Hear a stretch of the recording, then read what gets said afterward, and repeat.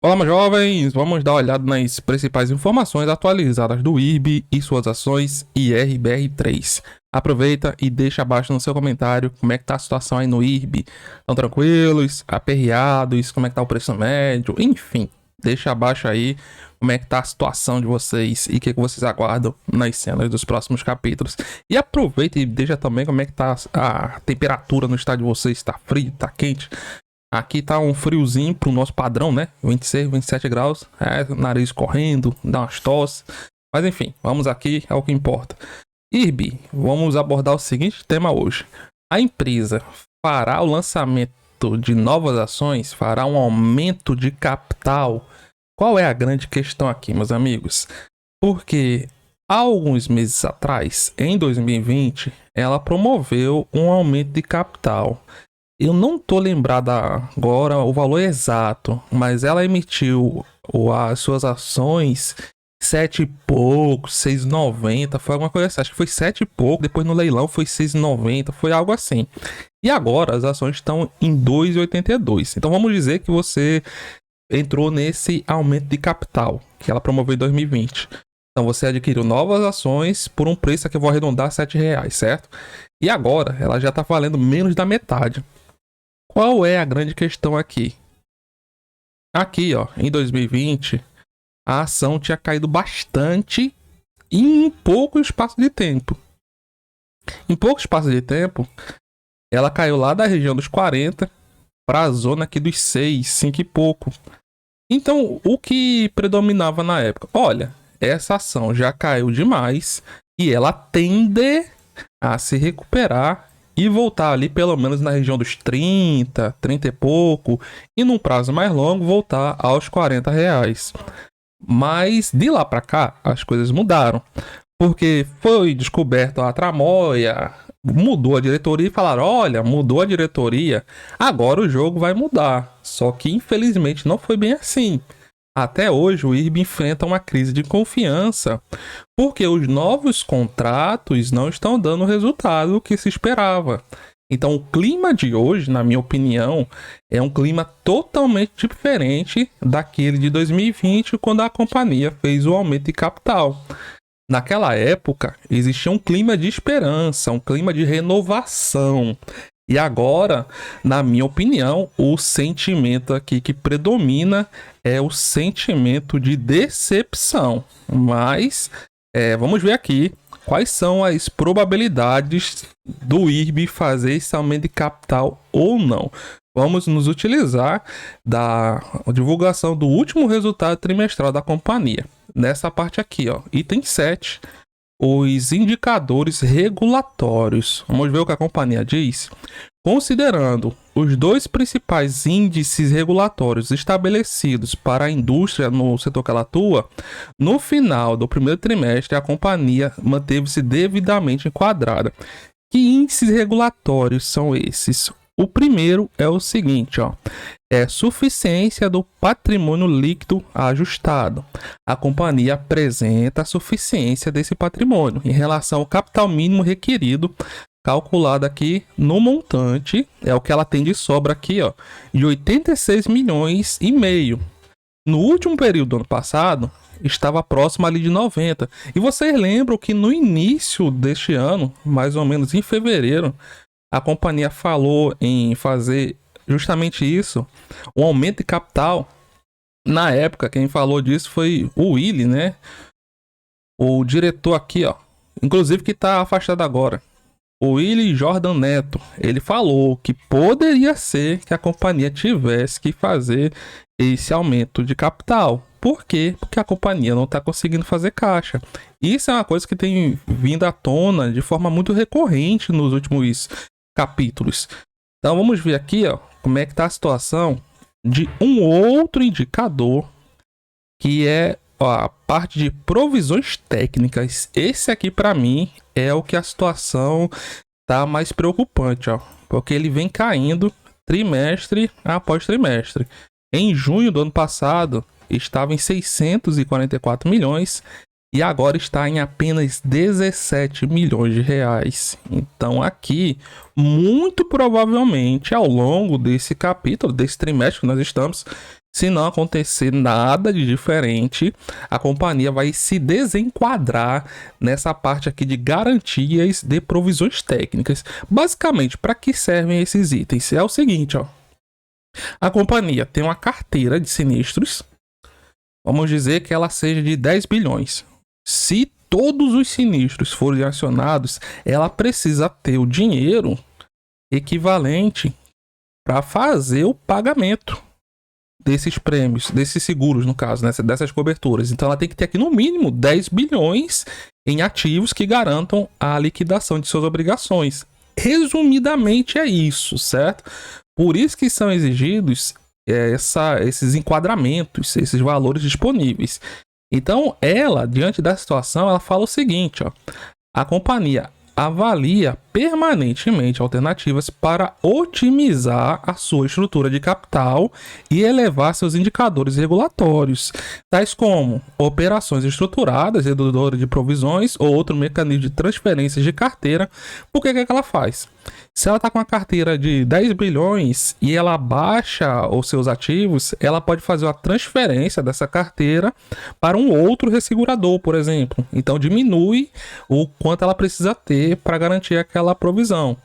Outra forma, venda de imóveis, redução de capital ocioso em subsidiárias. Ou os mais importantes são o item 4, ó, emissão de dívida e subscrição de ações, entre outras. Emissão de dívida a companhia já fez, ela fez a emissão de suas primeiras debêntures e subscrição de ações também ela fez em 2020.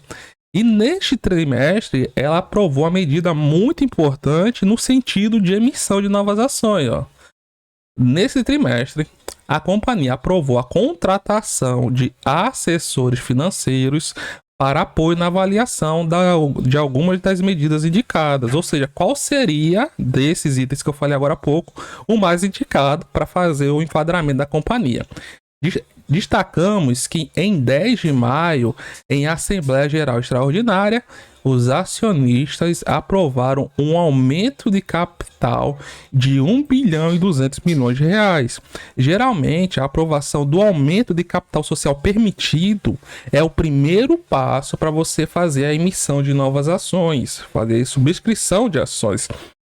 Então, ela já abriu o caminho aqui para fazer uma subscrição de ações em 1 bilhão e 200 milhões de reais. Ela vai realizar isso? Não tem como saber, mas a situação da companhia aponta para que tal fato fique cada vez mais próximo de ocorrer. Vamos aguardar aí as cenas dos próximos capítulos. E aqui, em relação à rentabilidade, as ações estão vindo ladeira abaixo nas últimas 52 semanas, a máxima lá na região dos 6,30 e a mínima nos 2,40. E agora está negociando próximo dos R$3, o que dá uma desvalorização, de acordo com o Status Invest, de 52% nos últimos 12 meses. E aqui, em relação à rentabilidade do IRB, nos últimos 2 anos, quem está pegando ela aí, com a rede de 61%, últimos 5, uma rede 41%, e nos últimos 10, 41 também. A ação não tem, tá ruim o negócio. Agora, no curto prazo, ela deixou algum sinal de reação? Deixou sim, meus amigos, deixou. Ela teve aqui uma semana mais feliz. Vamos botar aqui, ó. Pelo semanal, ela terminou com uma alta de 8,4%. A alta chegou a ser bem maior, mas devolveu uma parte. Na última semana, IRBR3 subiu aqui, chegou a subir no caso, 13,8%, quase 14%. Só que no tempo gráfico maior, né, que é o semanal, é esse que nós estamos vendo, ela não ficou aqui com a figura muito bonita. A figura mais bonita seria o contrário do que ela deixou. Então aqui em cima, verde, ó, e essa sombra superior aqui embaixo. Essa sombra aqui, o que mostra? Mostra que nesta região de preço, na região de máxima da semana, 2,96, região dos R$3, encontrou resistência dos vendedores, certo? Então, região dos R$3 é a região agora para os compradores montarem força. E por falar em vendedores, vamos ver aqui a situação do aluguel das ações, que continua bem alto. Aqui, aluguel, ó, vale a pena quem tem as ações IRBR3 botar para alugar, viu? Taxa do aluguel anual 27,7%. Bem acima da Selic. Então aqui é uma forma de você, que é acionista de longo prazo do IRB, de rentabilizar suas ações, certo? Já que o mercado tá assim, cara, vá junto no mercado. Nunca queira ir contra o mercado. O mercado ele ganha de você, pode ter certeza. Ele tem muito mais capital. Atropela, atropelando. E na quantidade de ações alugadas, ó, se mantém aqui firme e forte, acima dos 200 milhões de papéis, chegando a bater 211 milhões ao longo da última semana. Inclusive, se eu não estiver enganado, foi o maior volume, não, mas foi bem próximo do maior volume alugado do ano. O maior volume alugado no ano foram 213 milhões de papéis, lá no dia 18, meus amigos. Então é muito papel alugado. E olha só onde está o preço médio de quem está vendido, ó. R$ 2,67. Então eu sei que quem está vendido aqui, ó, vai defender bastante essa região dos 2,70. Então ficar de olho aí como o IRB vai se comportar acima dos 2,70. E ele fechou na última semana em 2,80, na região dos 2,80, né? E aqui, ó, vamos ver, ó, descendo, tendência de baixa. E agora, ó, nessa subida da última semana, quebrou o último topo anterior. Região de defesa aqui para os comprados vai ser justamente a região dos 2,70, 2,76. Daqui, meus amigos, para mostrar a reação, é daqui para cima. 2,90 para cima. Se perder os 2,70, já fica um negócio mais embolado. Já mira novamente ali a região de mínima, que por enquanto está lá em 2,37 e regiões mais abaixo. Porque aí poderia deixar, ó, como se fosse não, né? Um pivô de baixa, outro pivô de baixa. Ó, cai, retrai e volta a cair, que é justamente a característica da tendência de baixa. O preço está caindo, retrai um pouco, depois volta a cair novamente. Enquanto que o que nós queremos ver é a característica de alta, que é essa aqui, que nós não temos no IRB. Tivemos agora nestas 2 últimas semanas, por isso que não pode voltar muito, né? Aqui é a hora de mostrar reação. A alta, ela faz isso, ó, sobe, recua um cadinho, depois volta a subir novamente. No mais e no menos, a tendência de baixa deixa isso aqui, ó, cai, retrai, você vê os candles verdes, fica feliz, depois cai, fazendo uma nova mínima, e o topo que deixa, ou seja, a máxima fica menor que a máxima anterior, enquanto que na alta é o contrário. O topo é maior, o fundo, desculpa, é maior que o anterior, e o topo também, certo? Então aqui, para fazer isso, o IRB tem que voltar e romper a máxima pelo semanal que está lá nos 2,96 e se embora. E tendo como alvo, na minha opinião, como eu já falei no último vídeo, essa zona aqui, ó, porque ele tá batendo agora numa região importante, ó, que era a região de defesa até aqui o final de abril, que é justamente a região dos 2,70, 2,80. Conseguindo se firmar acima dos R$3, na minha opinião, ele já projeta aqui, ó, 3,50, 3,60, região de máxima anual. Mas agora, nós somos sardinhas, só podemos aguardar as cenas dos próximos capítulos.